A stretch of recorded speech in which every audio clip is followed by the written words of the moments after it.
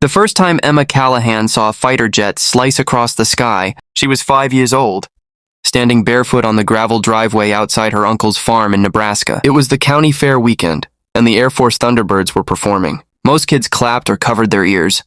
Emma stood there, mouth open, heart thudding like it had been hijacked. From that moment, she didn't want to ride in planes, she wanted to fly them. By the time she turned 12, Emma had memorized every aircraft in the Air Force fleet. Her walls were covered not with posters of pop stars or actors, but blueprints of the F-16, F-22 Raptor, and the stealthy, mean-looking F-35 Lightning. She'd sneak a flashlight under her blanket at night, studying aerodynamics instead of sleeping, tracing her finger over jet propulsion diagrams like they were sacred texts. Her mother, a school nurse, worried, "You need friends, Emma, human ones." Emma smiled without looking up from her book. "I'll make friends in the sky, Mom." By 17, she was valedictorian, cross-country team captain, and the kind of young woman recruiters dream about. When she told her guidance counselor she wanted to join the U.S. Air Force Academy, there was a pause. Not because of her grades or test scores, because she was 5 feet tall, exactly. And the minimum pilot height requirement was 5'4". At the physical screening, the medic didn't even look her in the eye when he said, "Sorry, you don't meet the flight qualifications." Emma stared at the clipboard like it had betrayed her. "But I thought there were exceptions." "Waivers?" "There are," he said, not unkindly, "but rarely approved. It's about cockpit ergonomics, G-force safety. Not personal. I'll take every test," she insisted. "I'll prove I can handle it," the medic sighed. "I've seen hundreds try. None made it to the cockpit unless they were 4 inches taller. Those 4 inches might as well have been a mountain. And Emma? She'd been climbing mountains her whole life. Emma didn't quit. She applied anyway. And against the odds, she was accepted, not as a pilot, but as a cadet in logistics and intelligence. Most people would have celebrated. Emma cried in silence that night. Then got up at 4 a.m. the next morning to start training anyway. She ran harder than everyone. She aced every simulation. Her instructors noticed her discipline, but her fellow cadets noticed other things. "Yo, Thumbelina," barked Jackson Riley during the obstacle course. "You sure you can see over the console if we put you on a drone?" Laughter followed. Emma kept moving. They called her names, a pint size, fun-sized Fury, ground crew Barbie. But she didn't let a single word settle in her bones. She had made peace with the fact that the world would always look down at her, literally and figuratively. Until the war started. It wasn't supposed to be a war. The headlines called it a containment operation. A rebel paramilitary group had taken control of airspace in a central African nation rich in rare earth metals. U.S. interests were at stake. Drones went dark. Satellites showed evidence of advanced anti-air weaponry, and then an American recon pilot went missing. Cadets weren't supposed to be involved in active operations, but the Academy had introduced a joint war game program that simulated real-time battlefield, logistics using actual intelligence. Emma, top of her class in satellite imaging analysis, was assigned to lead the simulation. Except this time it wasn't just a drill. And nobody told her. At 2100 hours, Emma sat in the command training room, eyes scanning satellite feeds, when she noticed something odd, a pattern, rhythmic bursts of infrared heat. Too consistent to be natural. Not random enough to be chaos? She flagged it. The senior analyst scoffed. Probably a glitch in the thermal array. But Emma insisted. "It's a comm pattern. Look, this matches Morse cadence. That's a pilot trying to signal." Silence, then chaos. Within an hour, the Air Force confirmed her theory. A downed pilot had rigged his suit to emit thermal bursts in a coded distress signal. Emma had cracked it. The brass moved fast. A rescue op was launched. And Emma? She was invited to sit in the real ops center for the first time. The mission was surgical. A team of elite aviators flying low, avoiding radar, extracting the pilot under heavy fire. Emma wasn't in the field. She wasn't even supposed to speak. But mid-mission, their lead analyst went down with a seizure, and the team's satellite feed froze. Panic. And then a voice, small but sure, "Emma, I've studied this terrain. The canyon widens 5 clicks south. Wind speed is against them here. But if Falcon 6 pulls a spiral dive, they can avoid both radar and heat lock." The general turned. "Who the hell are you?" "Cadet Emma Callahan, sir. 5 feet tall and 4 inches short of permission. But I know this route." The general stared at her. Then to the comms officer. "Patch her in. She's the op lead now." The plan worked. The pilot was rescued. No casualties. And Emma? They still didn't let her fly. Not yet. But she was now a name. In the ops room, in Pentagon whispers. And among cadets, she wasn't Thumbelina anymore. They started calling her Eagle Eyes. Still, deep inside, Emma knew she didn't just want to guide jets. She wanted to sit in one. One evening after lights out, a quietly folded letter appeared under her dorm pillow. It was from Colonel Dana Royce, one of the first female pilots in combat history. Emma, I was told I was too fragile to fly combat. I flew anyway. Don't wait for permission. Find a way. If you're still serious, meet me at Hangar 6, Euro 4:30 sharp. Wear flight boots. Bring nothing else. Emma folded the letter, heart pounding like that first time she saw the Thunderbirds. She didn't sleep that night. At 04:30, she stood in the fog, boots laced, spine straight. Colonel Royce walked up, nodded once. You still too short? Emma smiled. 4 inches too short, ma'am. Royce grinned. Then we'll just have to build you a longer reach. Emma Callahan had stood in classrooms filled with doubters. She'd walked miles beneath snickers and sarcasm, but standing before Hangar 6, shrouded in mist, silent and imposing, was different. This wasn't just another challenge. This was the gate. And behind it, the sky. Colonel Dana Royce wasn't a legend to Emma, she was mythic. First female pilot to fly a combat mission during Operation Desert Storm. Known for taking risks that commanders called reckless but history called heroic. And now she stood before Emma in a worn leather flight jacket, eyes as sharp as a sniper's. Why are you here, Cadet Callahan? Royce asked, arms crossed. To fly, ma'am. You failed height protocols. I didn't fail. The system failed me. Royce raised an eyebrow. Cocky, I like it. Let's see if your lungs and spine match your mouth.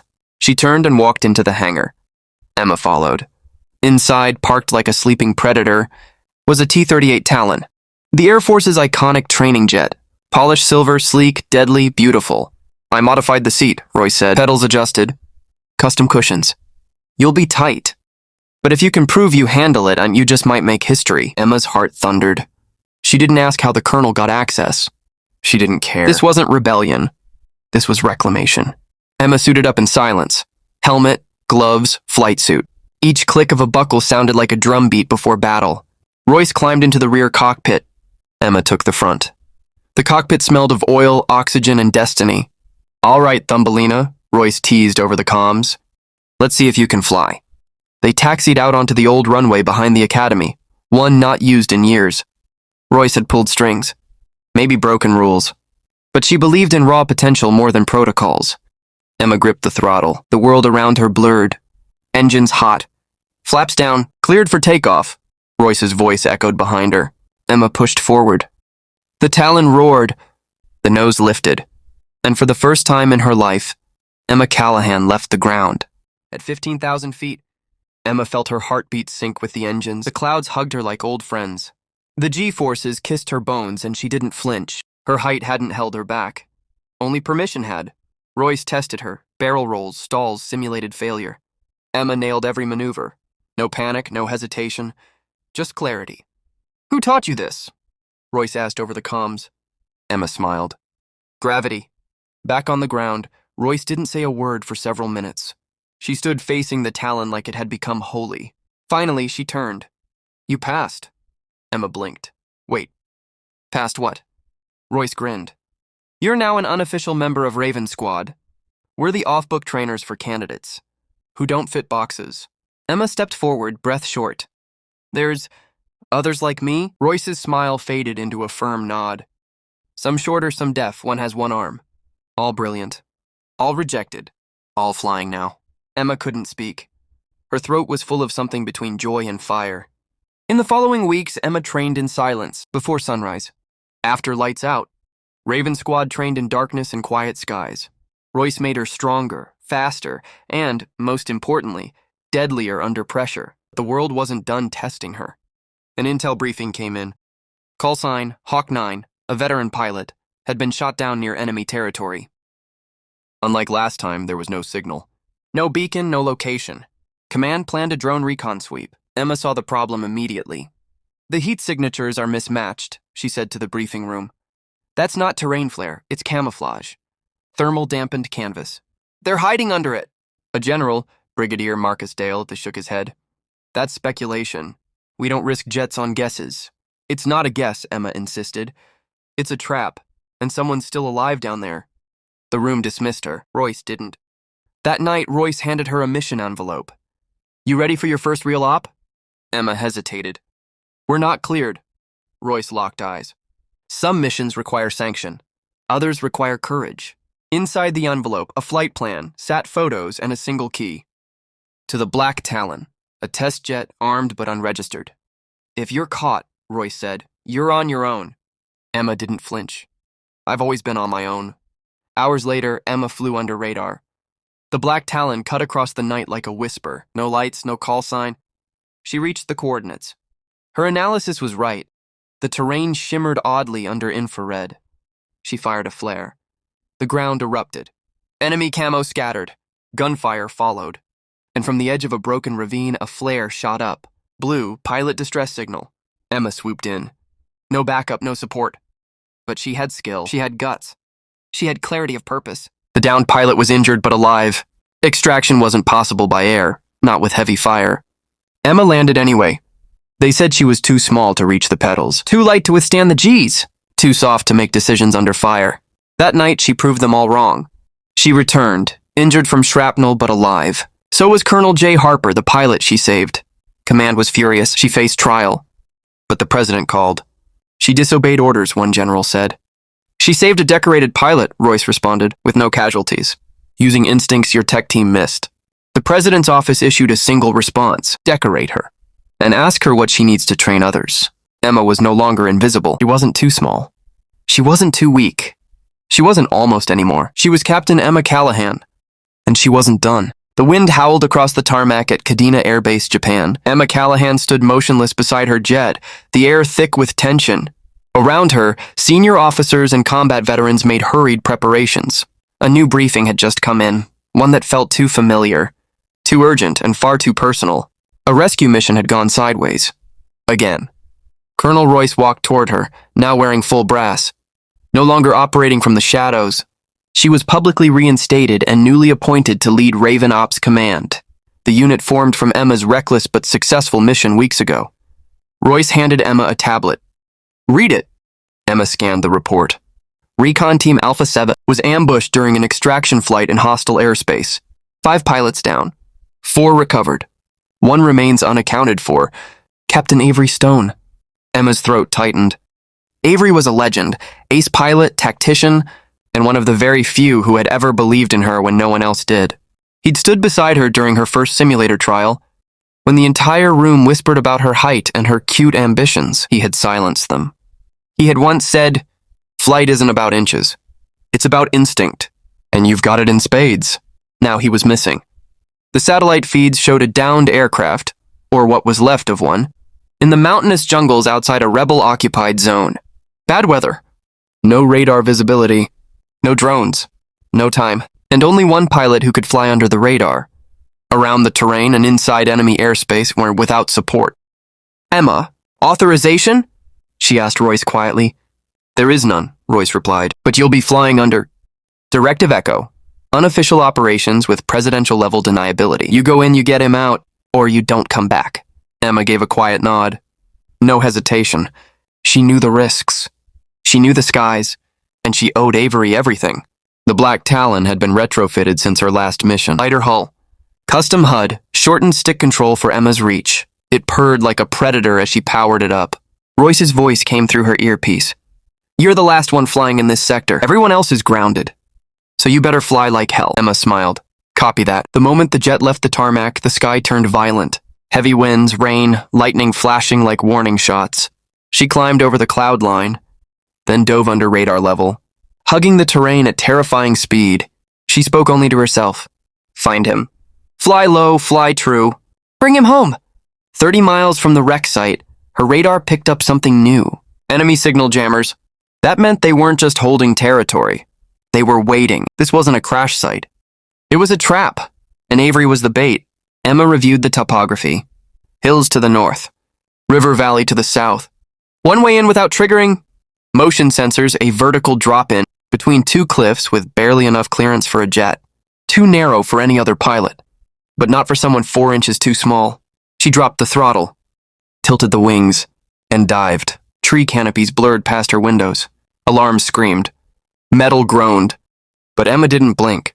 She twisted, banked, and cut through the gap like a thread through a needle. No scratches. No alerts. Just precision. At the clearing, she saw it. The downed F-22, camouflaged under branches and tarp, and movement. She engaged thermal, a man limping and dragging something. Avery, still alive, but not alone. 6 armed hostiles flanked the trees, slowly circling him. Emma made a split-second decision. No time for an airstrike. Too close for a missile. Only one shot. Her hands flew across the cockpit. Manual gun override. Altitude lock. Angle confirmed. She whispered, "This one's for you, Captain." She fired. The jet's cannon roared, a short, thunderous burst. Every hostile dropped before they knew what hit them. Avery looked up in stunned silence, raising a thumb. Emma circled low. Dropped a winch from the emergency hatch. Avery grabbed hold. She lifted him straight out. As they soared back over the trees, soaked in sweat and adrenaline, Avery spoke into the headset. "You fly like you've been doing this for a lifetime." Emma replied, grinning through tears. "I've been practicing since I was 5. By the time they landed, dozens of personnel were waiting on the tarmac. Avery limped down from the Talon, hand on Emma's shoulder. Reporters would eventually call her the last hope in the sky. But in that moment, she was just the last pilot standing for the last man left. And that was enough. The sun had barely risen over Andrews Air Force Base when Emma Callahan walked into the grand strategy chamber, not as a cadet, not even as a junior officer, but as the pilot who had pulled a living legend out of a burning jungle while breaking a dozen protocols and dodging death, like it was just another drill. Everyone rose when she entered. Everyone, not out of custom but out of shock. Because when a woman deemed 4 inches too short to fly becomes the only pilot able to complete a mission a dozen others failed, respect doesn't ask permission, it salutes. At the center table stood General Marcus Dale, the same man who once dismissed her field analysis like an afterthought. His arms were folded, his jaw clenched. Beside him sat Colonel Dana Royce, cool and composed. And at the head, speaking via secure satellite link, was Secretary of Defense Helen Lang. "Let's begin. We're not here to debate what Emma Callahan did. That's been recorded, verified, and celebrated. We're here to decide what comes next." Emma stood straight, hands at her side, calm, focused. She didn't speak unless asked. But she didn't lower her eyes either. General Dale spoke first. She violated direct orders. She engaged in unauthorized flight. She risked classified aircraft and opened fire without clearance, Royce countered calmly, and saved a decorated pilot, identified an ambush no one else saw, and proved that what we think makes a good pilot might be outdated. The room was silent, until the defense secretary turned directly to Emma. "Captain Callahan, what would you change, if anything, about what you did?" Emma took a breath. "Only one thing, ma'am, and what's that? I'd fly faster." A few quiet chuckles broke the tension, but it wasn't a joke. After a tense deliberation, the decision came swiftly. Emma would not be punished. Instead, she would be promoted, effective immediately. She was appointed Instructor of Tactical Adaptive, Aviation Maneuvers at Raven Command, responsible for helping reform pilot qualification standards. No longer would height alone determine cockpit eligibility. New metrics would consider adaptability, spatial response time, resilience, and instinct, all things Emma had in abundance. The days that followed were a blur. Media interviews, military briefings, cadets saluting her in the hallway with awe in their eyes. But one moment stood out. A small ceremony in a quiet hangar. No cameras, just Emma, Royce, and Avery Stone. Royce pinned a silver insignia to Emma's lapel, a stylized blackbird with a lightning bolt across the wings. The official emblem of Raven Ops. "You're not just a pilot anymore," Royce said. "You're a pathfinder." Later that night, Emma sat alone by the hangar doors, boots dangling off the ledge, staring at the stars above the tarmac. A voice behind her said softly, "You changed everything." It was Avery. He sat beside her slowly, legs still healing. "You know, they used to say a cockpit couldn't be modified without risking flight balance. But somehow they're redesigning 5 trainer jets next week. Just for people like you." Emma nodded, voice barely above a whisper. 4 inches. That's all it ever was. Avery smiled. "Yeah, 4 inches. And one hell of a heart." She didn't reply.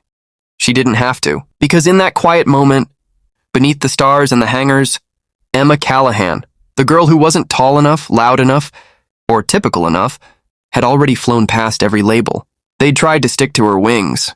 She didn't need clearance anymore. She'd earned sky-wide command. 1 year later, the thunder of jet engines rolled across the Colorado sky, trailing vapor and legacy. The Air Force Academy graduation ceremony was in full swing.